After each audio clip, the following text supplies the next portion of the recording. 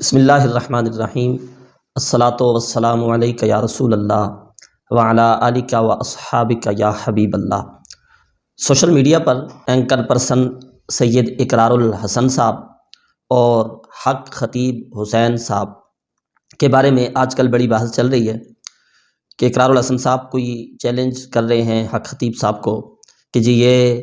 آپ جو کسی کے منہ سے سوئیاں نکالتے ہیں، کیلے نکالتے ہیں یا چھریاں نکالتے ہیں، یہ شعبدہ بازی ہے، کرامت نہیں ہے۔ اور اقرار الحسن صاحب یہ بھی کہہ رہے ہیں کہ حق خطیب صاحب اگر سیریسلی ہمیں موقع دیں اپنے سامنے آنے کا اور اپنے گرد جو انسانوں کا حصار ہے اس کو سائڈ پہ کریں اور کیمرے کے سامنے بیٹھ کے ہمارے ساتھ بات کریں تو ہم بھی کچھ لوگوں کی آنکھوں سے یا منہ سے چھریاں، کیلیں، سوئیاں وغیرہ نکال سکتے ہیں اور اپنی ویڈیو میں وہ کوئی ایسی چیزیں دکھا بھی رہے ہیں۔ اس پر لوگوں کے بہت سے سوالات جی کہ کیا یہ اقرار الحسن صاحب ٹھیک ہیں یا حق خطیب صاحب کا جو طریقہ ہے وہ ٹھیک ہے، کہ یہ کرامت ہے یا شعبدہ بازی ہے۔ میں اس حوالے سے آپ احباب کے سامنے جو ہمارے علماء نے اس بارے میں لکھا ہے اور قرآن و سنت کی روشنی میں کچھ چیزیں رکھنا چاہتا ہوں۔ یاد رکھیں، خارق عادت کسی چیز کا کسی سے ظاہر ہونا، یعنی ایک تو وہ ہے کہ جو چیزیں عادت کے مطابق ہوتی ہیں، اور ایک ہے خارق عادت، یعنی عادت الہیہ اس طرح جاری نہیں ہے، عادت کے خلاف کسی چیز کا کسی سے ظاہر ہونا۔ تو اس کی ابتداءً جو ہیں وہ تین صورتیں ہیں۔ ایک ہوتا ہے خارق عادت کسی چیز کا ظاہر ہونا کسی نبی کے ہاتھ پہ۔ تو اگر کسی نبی کے ہاتھ پہ اس طرح کی کوئی چیز ظاہر ہو، جیسے حضرت موسیٰ علیہ السلام کے ہاتھ پر اس چیز کا ظہور ہوا کہ وہ عصا پھینکتے تو وہ اژدہا بن جاتا، سانپ بن جاتا، تو حضرت عیسیٰ علیہ السلام کے بارے میں قرآن مجید میں ہے وَأُحْيِي الْمَوْتَى بِإِذْنِ اللَّهِ، آپ فرماتے ہیں کہ میں اللہ کے اذن سے مردوں کو زندہ کر دیتا ہوں۔ اور بھی حضرت عیسیٰ علیہ السلام کے یہ معجزات قرآن مجید میں موجود، تو ان کو معجزہ کہا جائے گا، یعنی جو خارق عادت خلاف عادت چیز کسی نبی کے ہاتھ پر ظاہر ہو۔ اب ایسا شخص جو نبی نہیں ہے لیکن اس کے ہاتھ پہ خارق عادت چیز ظاہر ہو رہی ہے، تو کیا مطلقاً اس کو کرامت کہا جائے گا اور وہ جیسا تیسا بھی شخص ہو تو اس کو ولی اور پیر سمجھ لیا جائے گا؟ نہیں، ایسا بھی نہیں ہے، بلکہ نبیوں کے علاوہ جو لوگ ہیں ان میں سے پھر دیکھا جائے گا کہ خارق عادت کسی کے ہاتھ پہ چیز ظاہر ہو رہی ہے خلاف عادت، تو اگر وہ شخص نیک، صالح، متقی، پرہیزگار ہے تو وہ جو خارق عادت چیز ظاہر ہو رہی ہے اس کو کرامت کہا جائے گا اور اس شخص کو اللہ کا ولی سمجھا جائے گا، وہ نیک، صالح، پرہیزگار ہو۔ ہماری تمام کتب میں ہمارے اکابرین نے، ہمارے علماء نے، ہمارے فقہاء نے جو ولایت کی بات اور تعریف ہمیں سمجھائی ہے وہ یہ ہے کہ وہ شریعت کا پابند ہوتا ہے، کسی اعتبار سے وہ شریعت کی مخالفت نہیں کرتا۔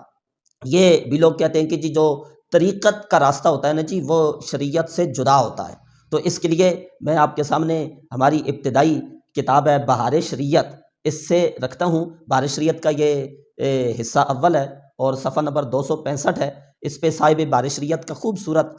90 تلے الفاظ میں فتویٰ موجود ہے۔ طریقت منافی شریعت نہیں ہے، صاحب بہار شریعت کہتے ہیں کہ طریقت منافی شریعت نہیں ہے، وہ شریعت ہی کا باطنی حصہ ہے۔ بعض جاہل متصوف جو یہ کہہ دیا کرتے ہیں کہ طریقت اور ہے شریعت اور، محض گمراہی ہے، یعنی طریقت کو اور شریعت کو اور راستہ سمجھنا یہ محض گمراہی ہے۔ تو وہ شخص شریعت پہ عمل کرنے والا ہے، نیک، صالح، متقی اور پرہیزگار ہے، اس کے ہاتھ پر اگر کوئی ایسی خارق عادت چیز ظاہر ہوتی ہے تو وہ کرامت ہے۔ اور بہار شریعت ہی میں صفحہ 266 پہ مفتی امجد علی آدمی تحریر فرماتے ہیں کہ احکام شرعیہ کی پابندی سے کوئی ولی کیسا ہی عظیم ہو سبکدوش نہیں ہو سکتا، یعنی کوئی کسی بھی مرتبے پہ چلا جائے، ایسا نہیں ہے کہ شریعت کا قلم اس سے اٹھ جائے اور احکام شریعت کا وہ پابند نہ رہے۔ جیسے بعض جاہل لوگ کہتے ہیں او جی پیر صاحب نماز نہیں پڑھتے ہو، نہیں جی نہیں، پیر صاحب تو جو ہے نا جی ان کا مرتبہ بہت اونچا ہو گیا۔ نہیں، کوئی ایسا مرتبہ نہیں ہے، کوئی ایسا مقام نہیں ہے کہ نماز کی فرضیت اس سے جو ہے نا جی اٹھ جائے، یا شریعت کا کوئی بھی حکم ہے تو وہ اس سے معاف ہو جائے، ایسا نہیں ہے۔ بعض جو حال صاحب بہار شریعت کہتے ہیں، بعض جو حال جو یہ بک دیتے ہیں کہ شریعت راستہ ہے، راستہ کی حاجت ان کو ہے جو مقصود تک نہ پہنچے ہوں، ہم تو پہنچ گئے ہیں اس بارے میں سید الطائفہ حضرت جنید بغدادی رضی اللہ تعالی عنہ نے انہیں فرمایا صدقوا لقد وصلوا ولکن لا این۔ حضرت جنید بغدادی فرماتے ہیں وہ سچ کہتے ہیں، جو کہتے ہیں نا ہم پہنچے ہوئے ہیں، وہ سچ کہتے ہیں، وہ واقعی پہنچے ہوئے ہیں، ولکن لا این، لیکن کدھر پہنچے ہوئے ہیں؟ الی النار، وہ جہنم کو پہنچے ہوئے ہیں۔ جو یہ کہتے ہیں نا ہم پہنچے ہوئے ہیں، ہمیں راستہ کی ضرورت نہیں ہے، شریعت راستہ ہے، یعنی ہمیں شریعت کی حاجت نہیں ہے، تو وہ بالکل پہنچے ہوئے ہیں، لیکن جہنم میں پہنچے ہوئے ہیں، وہ آگ میں پہنچے ہوئے ہیں۔ تو واقعی خارق عادت چیز ہو، میں اس بات میں نہیں پڑھنا چاہتا کہ حق خطیب صاحب جو کیلے نکالتے ہیں، جو سوئیاں نکالتے ہیں، وہ شعبدہ بازی ہے، یعنی ایک ٹرک ہے، یا واقعہ ہی وہ سوئیاں ہوتی ہیں اور وہ چھریاں ہوتی ہیں جو کسی شخص کے، کسی مریض کے پیٹ سے نکلتی ہیں۔ اس سے ہٹ کے ایک منٹ کے لیے مان لیا جائے کہ وہ خارق عادت ہی ہے، پھر بھی اس کو کرامت نہیں قرار دیا جا سکتا، اور یہ اولیاء کرام کا طریقہ بھی نہیں رہا ہے کہ وہ اپنی کرامتوں کے اس طرح سے اعلان کرتے پھریں اور ان کے تماشے۔ آپ اولیاء کرام کی سیرت کو پڑھیں، ان کے ہاتھ پہ اگر کوئی خارق عادت کسی چیز کا ظہور ہوتا بھی ہے تو وہ اپنی کرامتوں کو چھپاتے ہیں،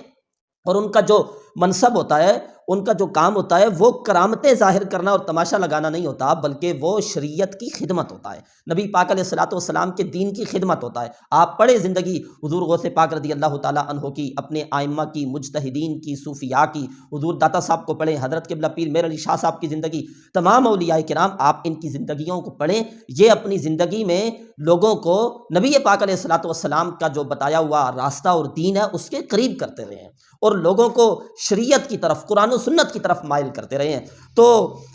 جو خارق عادت کسی نیک، صالح، متقی، پرہیزگار شخص کے ہاتھ پہ ظاہر ہو اس کو کرامت کہا جائے گا، لیکن اولیاء کرام کا یہ طریقہ نہیں ہے تماشے لگانے کا۔ اور ایک ہوتا ہے خارق عادت چیز ایسے شخص کے ہاتھ پہ ظاہر ہو جو فاسق ہے، فاجر ہے، یا بعض صورتوں میں خارق عادت ایسے شخص کے ہاتھ سے بھی ظاہر ہو سکتی ہے چیز جو مومن ہی نہیں ہے، خالی فاسق فاجر نہیں بلکہ وہ کافر ہے۔ ہمارے اکابرین، ہمارے علماء سب کچھ بتا کر لکھ کر گئے ہیں، کوئی کافر ہے اور خارق عادت چیز، خلاف عادت چیز اس کے ہاتھ سے ظاہر اگر ہو رہی ہے تو ہم کیا اس کو ولی مان لیں گے؟ نہیں، اس کو استدراج کہا جاتا ہے۔ جو کسی کافر یا فاسق فاجر کے ہاتھ پہ چیز نہ ظاہر ہوتی ہے، ہو سکتی ہے ایسی چیز، تو اس کو استدراج کہا جائے گا۔ کرامت اس کو کسی صورت اور کسی طور پر بھی نہیں کہا جا سکتا، وہ تو اللہ کے ولی کے ہاتھ پہ۔ ہمارے ہاں یہ عاملین جو ہیں، یعنی معالج، علاج کرنے والے، اور لوگوں کے اس طرح کے روحانی کچھ مسائل جو ہیں نا، کچھ بنانے والے اور کچھ ان کو حل کرنے والے، تو یہ جو عامل لوگ ہوتے ہیں یہ اپنے طریقہ علاج کو اور عمل کو کرامت کے طور پہ پیش کرتے ہیں، اور کرامت کہتے ہیں، یہ طریقہ کار درست نہیں ہے۔ آپ اپنے آپ کو معالج کہیں، آپ اپنے آپ کو عامل کہیں، تو عمل آپ کرتے ہیں، عامل کہیں، معالج کہیں، ٹھیک ہے، لیکن آپ اس کو ولایت کا سبب نہ قرار دیں، اور اس بیس پہ لوگوں کو اپنا مرید نہ بنائیں، اس بیس پہ ولی اور پیر بن کے نہ بیٹھیں۔ عوام کو بھی سمجھنا ہوگا کہ ولی اور پیر کے لیے ہمارے علماء نے یہ لکھا ہی نہیں ہے کہ ہوا میں اڑنا شرط ہے، دیواریں دوڑانا شرط ہے، سوئیاں نکالنا شرط ہے، یا جناب کیلے نکالنا شرط ہے، ایسا نہیں ہے، بلکہ فتاوی رضویہ شریف کی 21ویں جلد میں امام اہل سنت مجدد ملت اعلیٰ حضرت امام احمد رضا محدث بریلی نے، اور بار شریعت کے حصہ اول صفحہ نمبر 278 پہ مفتی امجد علی اعظمی صاحب نے جو پیر کے لیے شرائط لکھی ہیں وہ آپ پڑھیں، اس میں کوئی سوئیوں کا ذکر ہی نہیں ہے۔ اعلیٰ حضرت فرماتے ہیں کہ بیعت کرنے کے لیے جو پیر ہے اس کی 4 شرطیں ضروری ہیں، اگر ان میں سے ایک بھی کم ہے تو اس کی بیعت جائز نہیں ہے۔ پہلی یہ ہے کہ وہ سنی صحیح العقیدہ ہو، اس کا عقیدہ ٹھیک ہو، وہ سنی صحیح العقیدہ ہو۔ نمبر 2، اتنا علم رکھتا ہو کہ اپنی ضروریات کے مسائل کتابوں سے نکال سکے۔ اگر بے علم نتواں خدا را شناخت، آپ علم کے بغیر خدا کو نہیں پہچان سکتے، تو اگر اتنا علم، یہ المیہ ہے، لوگ دین کے نام کا پیسہ دینے جاتے ہیں مزارات پہ اور دین لینے آتے ہیں مدارس میں۔ ہمارے پاس لوگ آتے ہیں، کوئی بھی، چاہے وہ نکاح و طلاق کا مسئلہ ہو، سود کا مسئلہ ہو، حلت و حرمت کا مسئلہ ہو، یا کوئی بھی اس طرح کا، تو لوگ آ کے سوال کرتے ہیں، تو میں کئی بار کہتا ہوتا ہوں حضرت آپ اپنے پیر صاحب کے پاس نہیں گئے ہیں، نذرانے تو آپ ادھر دیتے ہیں، سارے معاملات آپ ادھر کرتے ہیں، تو کہتے ہیں نہیں جی وہ پیر صاحب ہے نا، تو مسئلہ تو مفتی صاحب بتائیں گے۔ او بھائی سمجھنے کی بات ہے، شریعت لیں گے آپ مدرسے سے، تو شریعت اور دین کے نام کا پیسہ جو آپ دے رہے ہیں وہ پیر صاحب کے دربار میں کیوں دیتے ہیں؟ اگر آنکھیں بند کر کے ہی دینا ہے تو پھر پیٹرول پمپ پہ دے دیا کریں،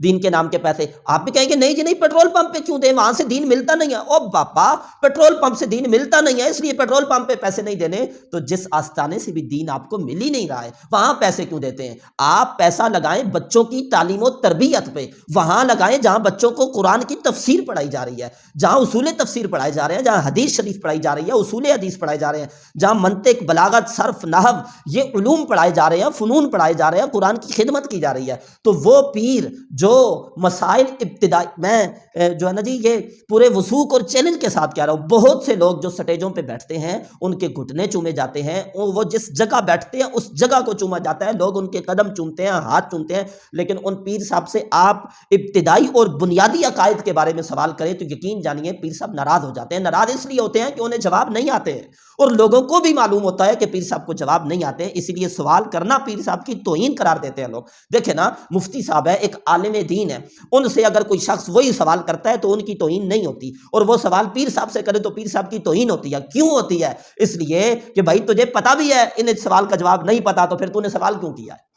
تو اس لیے ایسے لوگ بالکل ولی نہیں ہو سکتے جو دین کی ابتدائی باتوں کو, بنیادی چیزوں کو نہیں جانتے, شریعت کی خدمت نہیں کرتے, تبلیغ نہیں کرتے, لوگوں کو قرآن و سنت کے قریب نہیں کرتے, خالی بیٹھ کے تعویذ گنڈے کر رہے ہیں یا علاج کر رہے ہیں لوگوں کے, کچھ روحانی مسائل بنا رہے ہیں یا روحانی مسائل حل کر رہے ہیں. تو خالی اس سے وہ اپنے آپ کو معالج کہیں, وہ اپنے آپ کو عامل کہیں, وہ اپنے آپ کو پیر نہ کہیں, اور یہ جو عظیم منصب ہے ولی ہونے والا, اس پہ ڈاکہ نہ ڈالے. اعلیٰ حضرت نے فرمایا اتنا علم رکھتا ہو کہ اپنی ضروریات کے مسائل کتابوں سے نکال سکے. اور تیسری چیز یہ ہے کہ فاسق معلن نہ ہو, اعلانیہ طور پہ گناہ کرنے والا نہ ہو. دیکھیں نا, داڑھی نبی پاک صلی اللہ علیہ وسلم کی سنت مبارکہ ہے,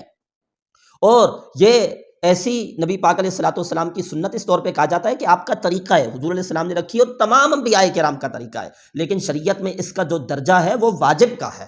یہ بات ایک الگ ہے کہ اس کے دلائل کیا ہیں, ہمارے پاس اس کے بڑے دلائل. ایک شخص کی جو ہے نا شریعت کے مطابق داڑھی ہی پوری نہیں ہے, تو کیا آپ اس کو یہ نہیں کہیں گے کہ وہ اعلانیہ طور پہ گناہ کرنے والا ہے؟ اچھا, ایسے پیر صاحب کے پیچھے نماز پڑھنی جائز نہیں ہے, تو جن کے پیچھے نماز پڑھنی جائز نہیں ہے ان کی بیعت کرنی کیسے جائز ہو سکتی ہے؟ حالانکہ نماز پڑھنی جائز ہو تو اس کے بعد آگے شرطیں ہیں بیعت کرنے کے لیے. تو فاسق معلن بھی نہ ہو. نمبر 4, اس کا جو سلسلہ ہے وہ نبی کریم صلی اللہ علیہ وسلم تک متصل ہو. یہ ہمارے اکابرین نے, صوفیاء نے, اولیاء نے, علماء نے, فقہاء نے ہمیں بتایا ہے. تو لہذا شعبہ بازی ہے یا نہیں ہے وہ اقرار الحسن صاحب جانے, حق خطیب صاحب جانے, اور ان کے معاملات جانے. ہم یہ کہہ رہے ہیں کہ یہ شعبہ بازی نہیں ہے. ایک منٹ کے لیے واقعہ ہی کوئی ایسا معاملہ ہے کہ پیٹ سے چھریاں اور جناب وہ کیلیں نکالی جاتی ہیں, پھر بھی اس کو کرامت کہنا کسی طور پر درست نہیں ہے. اللہ تعالیٰ قرآن و سنت کے مطابق سمجھنے کی, عمل کرنے کی توفیق عطا فرمائے. وآخر دعوانا الحمدللہ رب العالمین.